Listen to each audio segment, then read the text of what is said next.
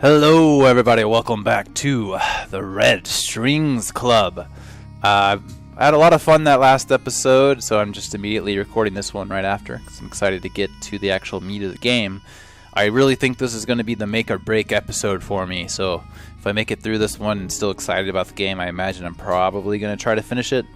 I say try, I was going to say finish it, I said try because all these types of games I get stuck or something and whatever, but we'll make it far if I make it past this episode at least.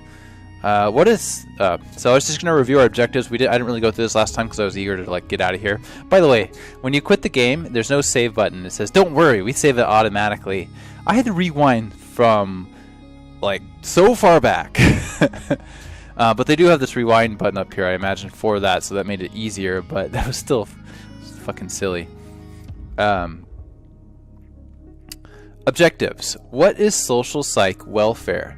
What is the mirror neuron algorithm? What did they plan? When do they plan? What role does Akira? We already know that role Akira plays. I mean, come on. Why is Supercontinent doing this? Is this illegal? Is the government aware of this? Facts intel. Supercontinent develops social psych welfare. They plan to propagate it with the mirror neuron algorithm. Johanna Septis is Supercontinent's chief operations officer. So I think this game is really built on your actions, and that combined with sort of the ambience and the story really is what's intriguing me in this game. So we gave them the empathy chips. Will that come into play? We don't know. Adrian Ferguson is the CFO. Then we have the bourbon, the vodka. I don't think this is really important because we just aim for these little things, don't we? I still don't know which of these is. We've got tequila, vodka, bourbon, and absinthe. I imagine this is tequila. This is vodka. Then that would make this rum and this absinthe. No, not rum.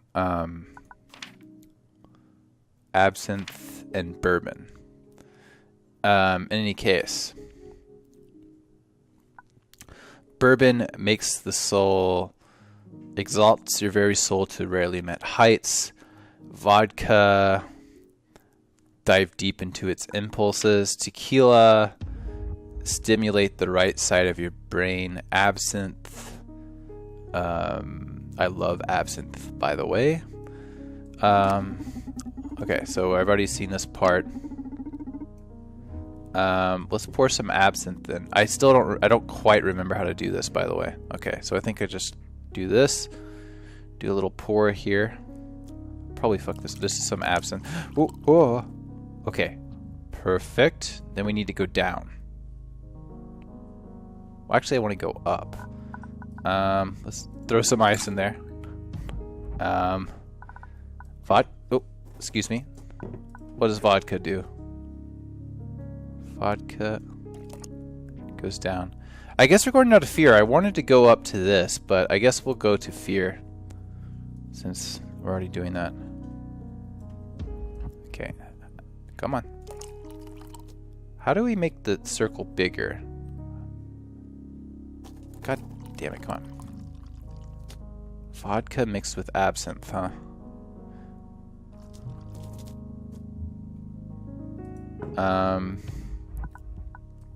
Just for a little experiment's sake, I think the bourbon's what makes it go up, and I think this makes it go to the right. Yeah. How do we make this bigger, though? I don't quite get that. Oh,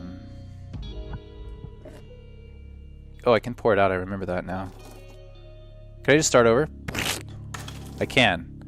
Okay. So, let's get this bourbon. Let's make it go up this time. There we go. Then we want to make it go to the right. I think that was this one, wasn't it? This is so awkward. So awkward. Let's throw some ice in. Another ice. Perfect. Then we need to make it go down a little bit. Just a touch. Just a touch. Oh, that's the wrong one. Shit. Vodka's down. Got it. I'll get it eventually. Come on. Come on. Okay. Now it's just a bit of vodka, and we're good to go. Bing! I don't remember what that one was, actually. Oh, God. You're the fucking best. Why do you need the information dealing side hustle when you make cocktails this fucking good? I'm telling you, you should be a world famous bartender. I'm glad you like it. She seems to be in a good mood. What should I start with? We can talk about Ari, which she already mentioned. What information do you want from me? What have you been working on lately? Fing worry about Brandy's personality issues. Serve another drink. So I think she'll respond. So let's feign worry about Brandy's personality issues. Listen, Diana, I'm worried about something. Do you mind if we invert roles for a moment and you listen to my problems? Wow, this is new. Go ahead. I wouldn't miss a chance to learn more about the mysterious bartender. Ha ha, thanks. See, this is about Brandy.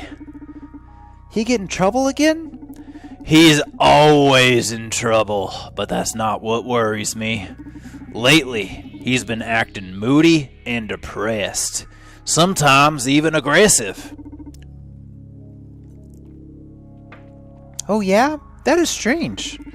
A guy with so many implants as him, I'd guess he'd have some stress regulators. All of that's making him more and more reckless. I'm afraid one day it'll come to the worst. Hey Donovan, it's really weird to see you show so concerned so openly. So this must be grave. Listen, don't you worry. I'm really surprised that Brandy is acting this way. But my work will soon make everything all right.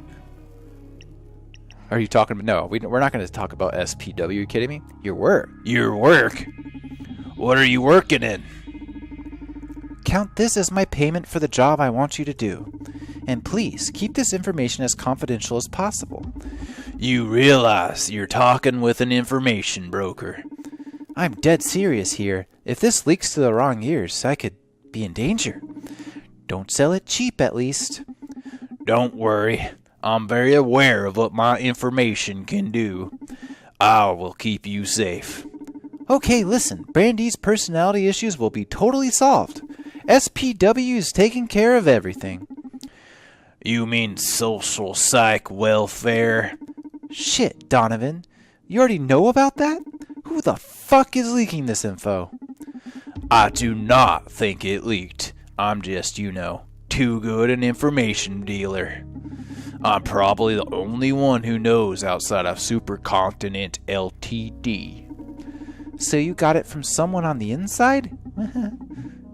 No, you know I never reveal my sources. That is also why you're safe talking with me. Okay. So if you already know about the project, you can rest assured. I am not very aware of the details. Is it safe? Fine, I can fill you in. I'm the director, after all. You've got nothing to fear. She's the director of social psych welfare. Tell me more. I guess there's no way back with you now, so I'm going all in. Are you ready? Fuck yeah, I'm ready. That's what I was hoping you'd say. Shoot. Social psych welfare is the greatest revolution in the area of human comfort. We've been working for a long time on designing a system that always tries to keep user at their best. SPW is able to tell apart feelings like depression, anxiety, rage, and keep them in check using only the power of your own psychology. It is all natural, no secondary effects. Won't SPW make you stop being you? Isn't SPW going to affect creativity? Don't you think it's all a bit unnatural? It sounds like mind control. This sounds too forceful. This sounds a little too tangential. Won't SPW make you stop being you? It's not going to affect individuality at all. It's only natural to be scared at the prospect of unlimited happiness. But this is less intrusive than the average antidepressant this city's inhabitants swallow every day. So you're saying that removing an important part of our mood spectrum is not going to change our personalities? I didn't say that. It will help us access our better selves. Or do you enjoy being sad? I would not like losing my sadness. Why not? Sadness is not ugly, Diane. I have been bartending for a couple of decades now. I've gotten to witness innumerable... Sorry, let me take a drink. I have gotten to witness innumerable forms of sadness right there where you're sitting. And it can be a beautiful thing. It is moving. It draws us all together, keeps us thinking, wishing. So, you actively working to suppress it just feels like a crime against humanity to me. Wow. I'm not ready to debate Fuck it, I'm sorry, guys. I'm not ready to debate such poetry. Give it some thought, please. I will, I promise, she doubted herself. Is there anything else you'd like to discuss? Wouldn't it affect creativity? I hope so. Excuse me? Depression as a source of inspiration is just an unhealthy myth. Maslow's pyramid, baby. To achieve self-realization, to fully embrace creativity, you first have to be at peace. You don't have to be depressed to write a dark tale. You don't have to hate to draw violence. Art is emotion through the filter of calm focus. Okay, but what about experiences is the artist supposed to distill if they haven't felt anything before? That's pretty much what I would say. I would say, no, you don't have to be angry to hate. You don't have to hate to draw violence, but you have to at least understand it, to know where it's coming from, to be able to personify it. That's why people like Trump literally cannot understand your problems because they've never been there. Oh, but haven't we all felt enough already? There's so much. Oh.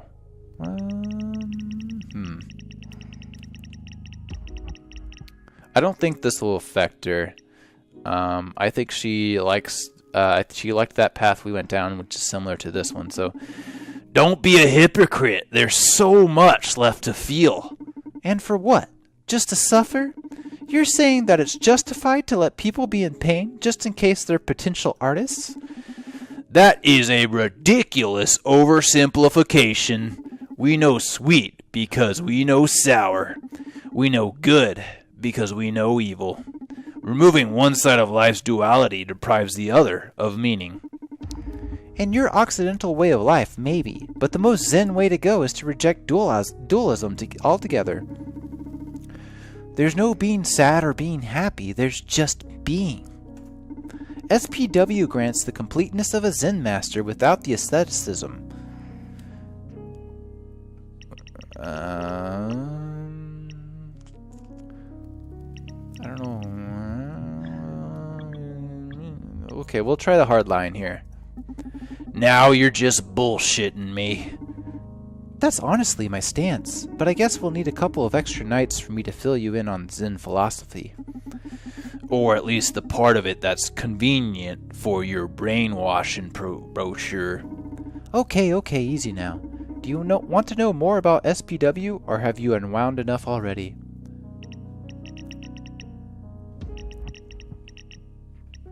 We'll go down in the... We haven't really had any negative consequences from continuing down paths, so let's keep going. SPW sounds just like a mind control device to me. Ha ha ha!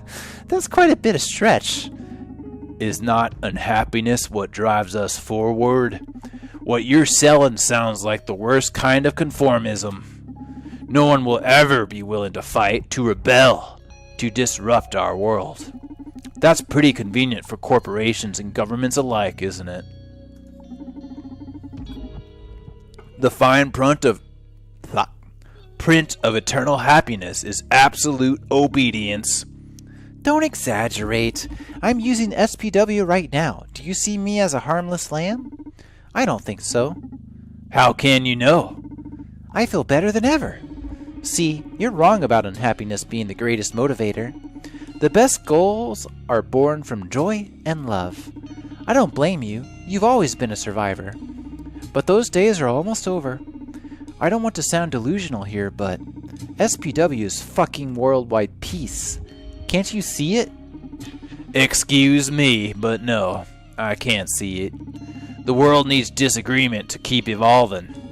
World peace just means eternal slumber. Let me stop you right there before you start making a plea for war. You know that's not what I mean.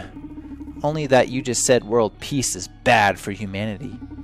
Okay, this argument isn't going anywhere. Let's change the subject. We're not going to get anything from that, so let's just continue on.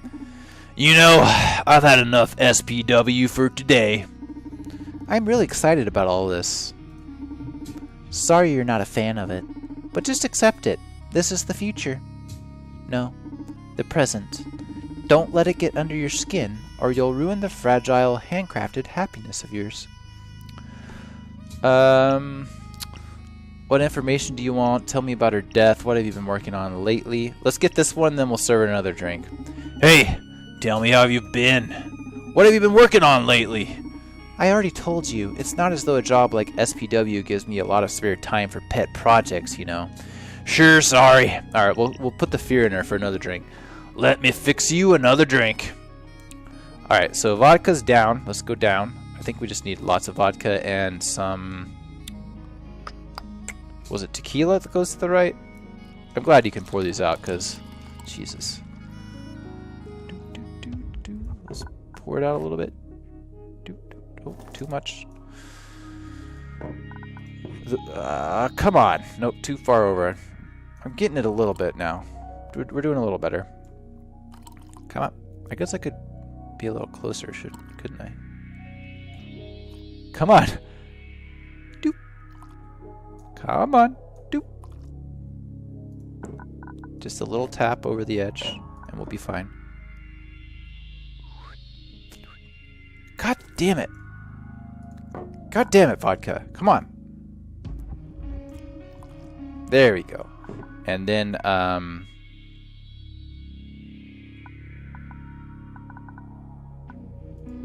absinthe. It's absinthe, right? Yeah, I almost made a lot of mistakes there. Come on. I like that we give absinthe. There we go, no ice. Put the fear in ya! Really sour. You don't like it? Yeah, sorry, listen. I'm starting to get a bad feeling about all this. Do you mind if we do this quick? Of course, no problem. Fear seems to have taken control of her. Tell me about her death. Okay, tell me about Ari's death. I don't know much about the actual scene. From what I heard, she was suppressed by the security system. She probably dug too deep. Yeah? How deep? Damn, Donovan! You know I'm putting my life on the line by coming here, don't you? Wow. I unmuted my my feedback because I thought it'd be interesting to kind of hear how I was saying things. I thought it might let me do better voices, but there's a slight delay and it just totally fucked with me right there. I know. Don't worry, you're safe here. I just want to know why my friend is dead. I'm really sorry. You know that, right? Probably she, I can't, I'm sorry. I can only tell you she'd probably learned something about one of our more dubious agendas. You'll have to do with that hint and pull your strings elsewhere. We don't want to add me to the body count, do we? Ah, damn. So putting the fear in her was not a good tactic because it made her fear for her life to tell me these things. I thought maybe putting fear and bringing up Ari's death would make her, like, pop out something like out of fear, when you just like blurt out something when you're afraid. Let's change the subject, all right? What information? So, what information do you want from me? You'll have to promise me one thing first. What's that? Promise me that you won't mention my name when you dig into this. That I can do. Don't worry about that. I want to know who the CEO of Supercontinent Ltd is. Come again? Can't you just look it up? What you'll find online is that Supercontinent CEO is Jack B. Gaynor. But I swear to you, he's vanished. No one's seen him for 2 years. And Supercontinent's strategy has become more and more aggressive. Why don't you ask your employers? Don't you work for them? I can't, Donovan. I'm scared. Please, do this for me and I'll give you whatever you want in exchange. Relax, we can focus on your issue first. That only makes me more nervous about what you'll ask in return. Diana, you're one of my best contacts. I would never cause you harm in any way. Okay. Why do you want to know? Do you mind me asking why you want to know about Supercontinent's CEO? I really don't like that name. It's really annoying to say a lot. I told you, the CEO, Jack B. Gaynor, has been supplanted or something. He's still on the record as the official CEO.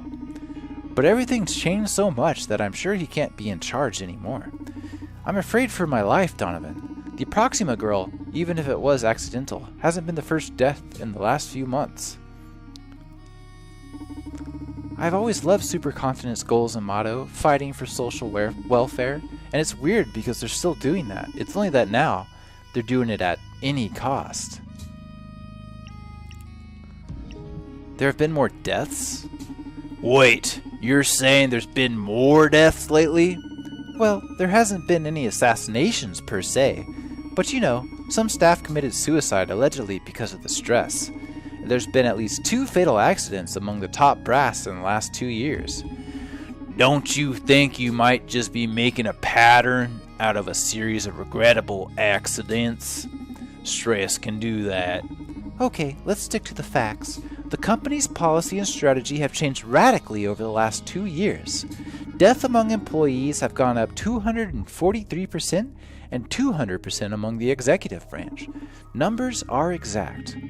Okay, now you're sounding paranoid. Plus, no one's seen Jack B. Gaynor. Okay. I'll look into it. Donovan, if I hadn't removed the part of my brain that processes love, I'd swear I'd fall for you every time. Well, that's not a hat, that's a fucking cyberkinetic thing, huh? I don't know how you do it, but I always leave the club shaken. I'm starting to think you're putting something in my drinks. Ha! Just alcohol, I swear. Shucks. But I'm glad I can get through your ice-cold processors and still those artificial feelings of yours. Hey, they're not artificial. They're just upgraded. Emotion can be a pitfall for a scientist like me. Better to have them in check. You ought to live more dangerously, Diana. Inspiration plays a big part in being a memorable scientist. Maybe. I'll make sure to come back to the club anytime I need some good old mojo. Please do. I should be leaving now. Thanks for the drinks, the chat, and the info. And please, call me as soon as you get something on the CEO. I will. Thank you for coming, Diana. My pleasure. Thank you for coming. See you next time, Diana. Okay, Akira, listen. Never again say a customer's name. Why not? Because it makes them feel uncomfortable and paranoid. I was taught that repeating someone's name builds trust and familiarity. Yeah, but the Red Strings Club is a haven of sorts. My clients value their anonymity. If you blab their names right when they come in, they'll think I told you all about them. and you're supposed to be a mere trainee. Leave the name dropping to me. Understood. I am sorry. Donovan. Don't sweat it. Just keep it in mind, Akira. It won't happen again, Donovan. Very well, Akira. Let's focus on your aptitudes instead of your weaknesses. Get any interesting insights from your empathetic algorithms? Indeed. However, I don't see an easy way to properly communicate them. So I would like to propose a game. Surprise, surprise. Play is one of the most primal human devices for learning and development. Transmitting the vast amount of data I've gathered from your conversation with Diana is impossible. So I've designed a process to let you reach your own conclusions. Moreover, I get to better understand you so we can improve as a team. Okay, I'll keep going. Sounds like pro HR talk. But sure, I'm in. How do we play? Actually, I'll stop here. I want to save the explanation for... I'm not going to do another one of these tonight, so I want to save the game explanation for next time so I won't forget it like I did with the drinking game. So, yeah, I'm totally digging this game. I think I'm in. I think I'm in till the end, boys. I will see you all next time. Bye.